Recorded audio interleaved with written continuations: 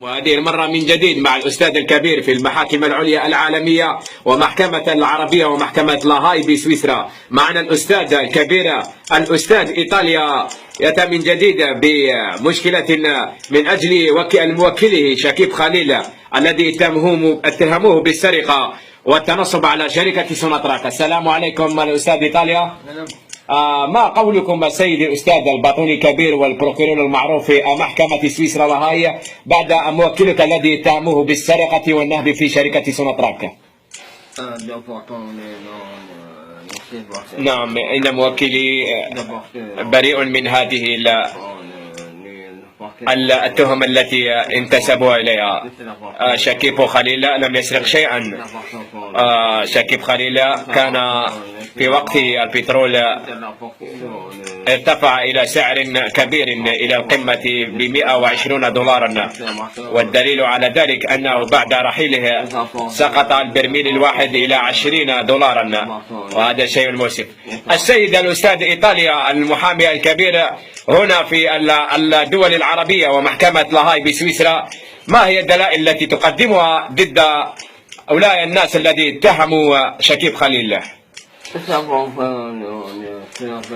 نعم، إن موكلي بريء، والدليل الكبير على ذلك أن شكيب خليل ملفاته كلها عندي وهو لم يسرق شيئا. شكيب خليل لم يسرق شيئا، والدليل على ذلك أنه دخل إلى الجزائر بدون أي مشاكل. كانوا أناس يكرهون هذا الأخير وهم في مناصب عليا بعد تمكننا من إخراج هذا المعروف رئيس مخابرات الجزائر السابق التوفيق الذي انتصب إليه مشكلا كبيرا واتهم شكيب بالنهب واختلاس أملاك سوناتراك الجزائرية.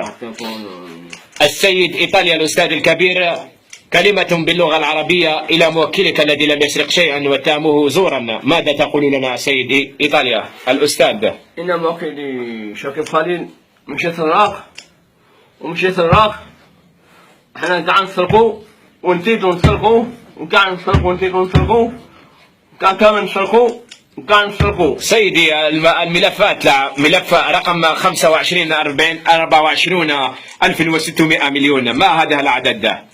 العدد هذا يعني كلهم سارقين، هذه كلها هذه عدد الملفات والشكاوي التي قدمت لك. أنت محامي للسراقين. العدد هذا كلهم سراقين، وقاعد سراقين قاعد يخلطوها كاع. وماذا تقول للناس الذي اتهموا شكيب خليلا زورا؟ الناس اللي اتهموا شكيب خليل يعاقبوا كاع يعاقبوهم، وكاع يخلطوها كاع عقاب.